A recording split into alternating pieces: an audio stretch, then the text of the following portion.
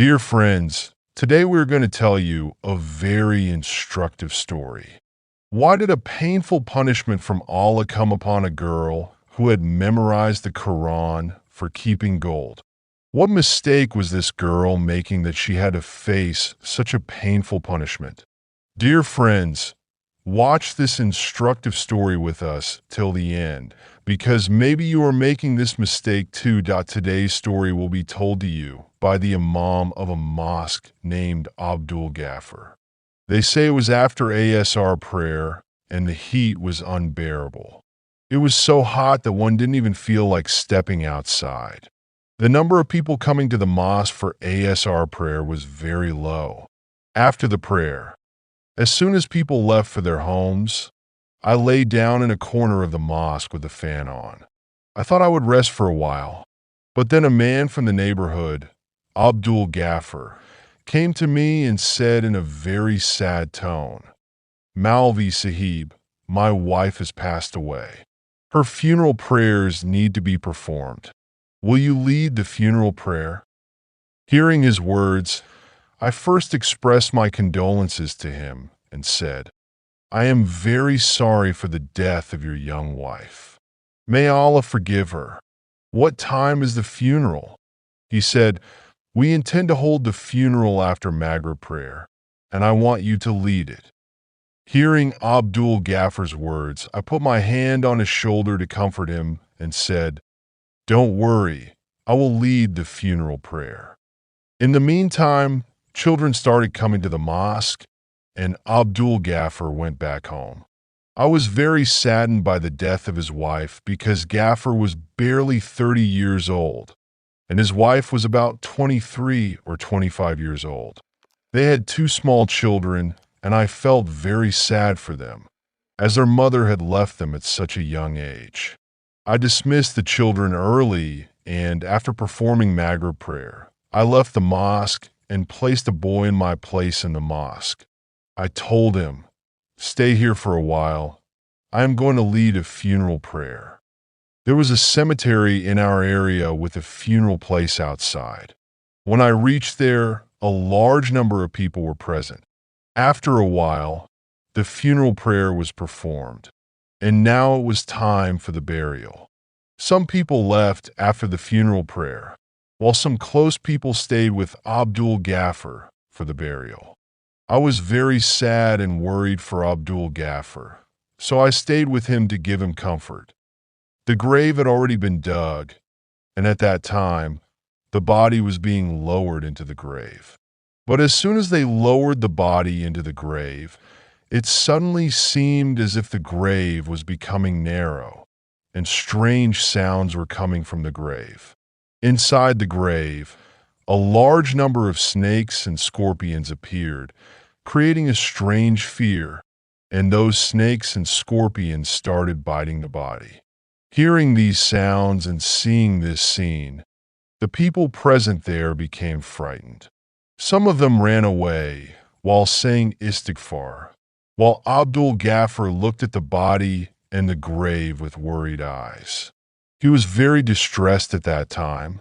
I was also astonished and worried. I had never seen or heard of such an incident before. That be why that time. Darkness had spread, and the atmosphere of the cemetery had become very eerie. My own hair stood on end, but I continued my tasbih and kept reciting. Now Abdul Ghaffar was extremely worried and was thinking about what had happened. Even the gravedigger did not find it appropriate to stay there and wanted to leave. But Abdul Ghaffar and I requested him to stay. He dug another grave so that the body could be buried there. Everyone had left, and now only Abdul Ghaffar and the gravedigger were present. The gravedigger was very scared and initially refused, but after our insistence, he agreed and started digging another grave. After digging the grave, he told us to bring the body and stood aside. Abdul Ghaffar and I took the body to the second grave and started lowering it. But what happened? In this grave too, Suddenly a large number of snakes and scorpions appeared, and screams started coming from inside the grave. When the gravedigger saw this scene, he also got scared and left the cemetery. That time, only Abdul Ghaffar and I were in the cemetery. Abdul Ghaffar had tears in his eyes, fear on his face, and his hands were trembling. Abdul Ghaffar said, "Malvi Sahib, what is this matter? When we try to bury my wife, why does the grave become so narrow? Why do snakes and scorpions appear? Please tell me what all this is. What should I do?" Red Heart, hearing Abdul Ghaffar's worried voice, I comforted him and said, "Let's try once more and bury her together. I hope nothing like this will happen now." When we started lowering the body into the grave, the same thing happened again. I was drenched in sweat.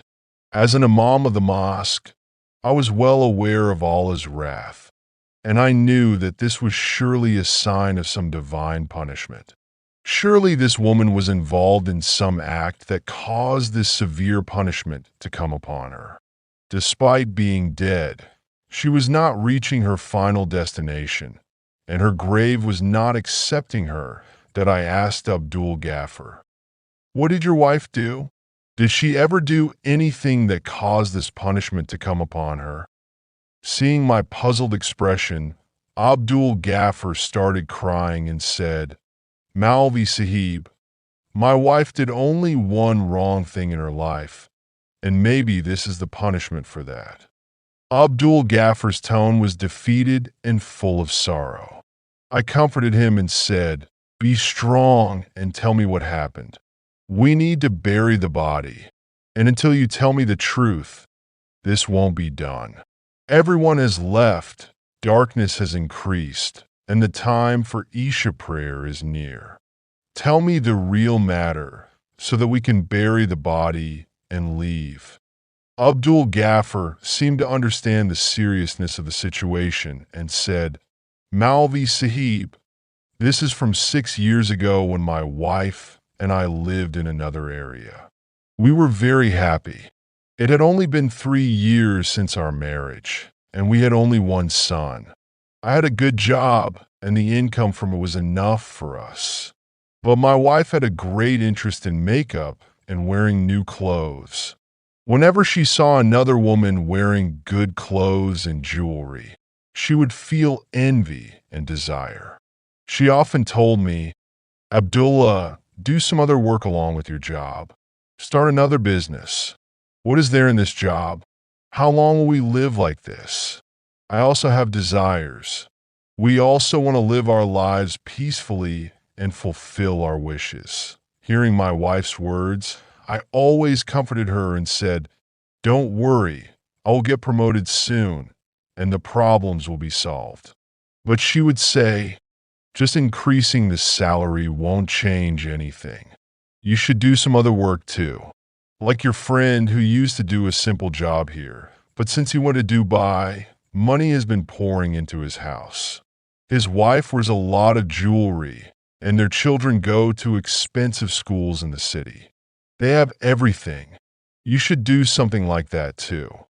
My wife would say this to me with a greedy tone, and I got tired of hearing it every day.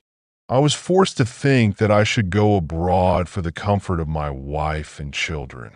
So I risked all my savings and, on my friend's advice, gave money to an agent. But that agent turned out to be a fraud and took my money. Since I had also left my job, I had no hope of a job, and I lost my savings too. Our household situation worsened.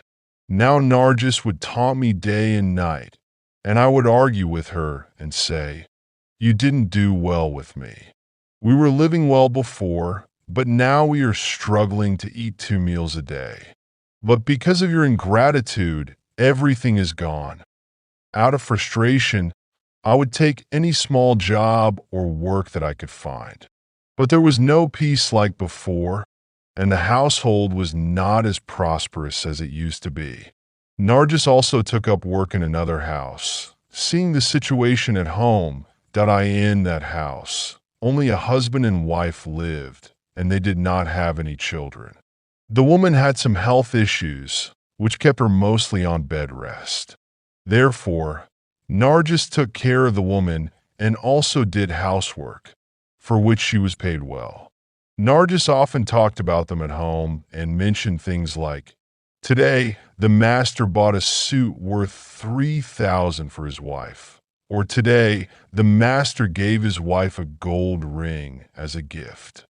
I listened to her with astonishment because the woman was ill, but the master's business was doing well. Nargis would say, "Whenever I see my mistress, I feel envious. She wears gold bangles on both hands, and in addition to that, she wears a chain around her neck, tops in her ears, and 2 or 3 rings on her fingers. Everything is made of gold. Look at me. I don't even have a single ring." Nargis often said these things with jealousy and ingratitude, and I would look at her with regret.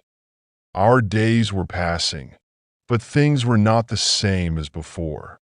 A rift had developed between me and Nargis. We both remained distant from each other. Red heart. Because after the circumstances changed, I blamed Nargis. A few days had passed when one day, Begum Sahiba, Madam of Nargis, passed away. The news of her death made both Nargis and me very sad. At that time, Nargis was with her while her husband was at work. Nargis was the one who informed him about his wife's death, and after that, Nargis stayed there until the burial. Nargis was now very worried because she had lost her job and was staying at home, that I comforted her and said, "Don't worry, Allah will find another way for you." But I didn't know that there was another reason behind Nargis's worry. When I found out, I was very angry. One evening, when I came home early, I wasn't feeling well. Nargis didn't know I had arrived, and she was looking at gold bangles in her hands with great longing. Seeing the bangles, I was shocked and immediately asked Nargis, "Where did these bangles come from? Whose are they?" Hearing my voice, Nargis became very nervous, and the bangles fell from her hands. In a flustered manner, she picked them up and said, "When did you come?" I ignored her question and asked again, "Whose bangles are these? Where did they come from?" My tone and the suspicion in my eyes made Nargis even more nervous, and her hands started trembling. Suddenly, Nargis burst into tears and said, "Abdullah, don't doubt me. I will tell you everything truthfully." Then Nargis began to explain, "In the house where I worked, Begum Sahiba had a lot of jewelry and always wore them. I used to look at her with strange longing, and I also wished to wear such jewelry, to wear bangles and rings on my hands. I really like her bangles. So, when Begum Sahiba passed away, I don't know what came over me. The devil took over, and I took the bangles from her hands because I knew the master would be very grieved, and in such a state, he wouldn't notice that the bangles were missing. And that's what happened. The master didn't notice anything because the rest of the jewelry was still there. Only the bangles were missing. At first, I was scared, but later I became satisfied because the master really didn't notice that the bangles were missing. He was still overwhelmed with grief over Begum Sahiba's death. But Abdullah, since I brought these bangles home, I haven't been able to wear them even once. Whenever I try to wear them, Begum Sahiba's face appears in front of my eyes, and I see these same bangles on her hands. I get scared and put the bangles back. Every night in my dreams, I see Begum Sahiba, and she complains to me, "Nargis, what have you done to me? You betrayed a dying woman, deceived her, and committed treachery with her belongings." She says this to me every day, and I wake up in fear. I have become very nervous and don't know what to do. These bangles have become a noose around my neck. When Nargis told me all this while crying, I couldn't believe my wife would do something so wrong and then not tell me about it. How could I scold her or fight with her when she was already burning in the fire of regret and continuously tormented? So I said, if you regret what you've done and want this regret to leave your heart, it's best to go to your mistress's house and tell the master everything. He will surely forgive you. I put my hand on Nargis's shoulder, comforting and explaining to her, but she suddenly got scared and said, No, Abdullah. I can't do that because if I do, the master will send me to jail. I know the master is very principled and doesn't forgive even the smallest mistake. After Begum Sahiba's death, his heart has become even harder. I know that if I confess my sin to him, he will surely not forgive me, but will send me to jail. How can I go to jail? How can I live without you all? Saying this, Nargis held my hands and started crying, and I looked at her helplessly. I didn't know how to comfort her and get her out of this fire of regret. Imam Sahib, since that day, Nargis hasn't been the same. She has been gradually withering away. Her complexion has turned pale, and there are dark circles under her eyes. It seems she has contracted some serious illness. She remains in a state of fear all the time and sometimes sees things in her dreams that scare her. Nargis, who used to be very fond of dressing up and wearing bangles, now gets extremely scared just by hearing the name of bangles. She has never looked at those bangles again and doesn't even mention their name. In this condition, a daughter was born in our house, but Nargis couldn't connect with her either. She was engulfed in her regret and fear. Red heart, red heart, red heart. Begum Sahiba started appearing, and often, upon seeing her, she would scream and shout, experiencing a strange fit. I wanted to talk to the master and explain everything to him and ask for forgiveness for Nargis. Maybe this way, Nargis could come out of the fire of her regret, and her condition would improve. So, without informing Nargis, I went to the master's bungalow, but I found out that the master had gone abroad for 2 months. I was very disappointed because Nargis's condition was getting worse day by day, and her screams tore my heart apart. I knew she had made a big mistake by taking the bangles from the hands of a dying woman out of greed, but now that mistake had become a noose around her neck. Those bangles are still in our home's cupboard, and Nargis left this world in the fire of her regret. Now, you know the whole situation. After performing her funeral prayers, I am trying to bury her, but the grave is refusing to accept her, and the snakes and scorpions are eager to bite her. Malvi Sahib, now you tell me, what should I do? How can I bear all this? Saying this, Abdul Ghaffar started crying again, and I went into a state of shock. I couldn't imagine that a woman could be subjected to such a punishment for committing such a sin. After thinking for a while, I said to Abdul Ghaffar, do this, bring those bangles from home, because I think the role of those bangles is very important in burying the body. When I said this to Abdul Ghaffar, he looked at me in disbelief and said, Malvi Sahib, what role can the bangles play in the burial? What are you trying to say? There was doubt in Abdul Ghaffar's voice. Then I said to him, just bring the bangles, and then I will tell you. I comforted him and sent him home, and I kept reciting the tasbih of istighfar and praying for Nargis's forgiveness. After 20 to 25 minutes, Abdul Ghaffar returned, trembling, with the bangles in his hand. The bangles were made of gold and were very beautiful. Perhaps seeing them would melt any woman's heart and make her eager to possess them. Narcis's desire was not unreasonable, but she took the wrong step to fulfill her desire and took the bangles from the hands of a dying woman, subjecting herself to continuous torment forever. Then I said to Abdul Ghaffar, "Place these bangles on Narcis's shroud and then bury the body with me." Abdul Ghaffar did as I said, placing the bangles inside Narcis's shroud, and then we started lowering the body into the grave. This time, the grave accepted her. Narcis had committed that sin to please her heart, and now it was going with her. Who knows what will happen to her in the future? This is Allah's secret, and none of us can know. Abdul Ghaffar and I buried Narcis, leveled the soil of the grave, and left the cemetery.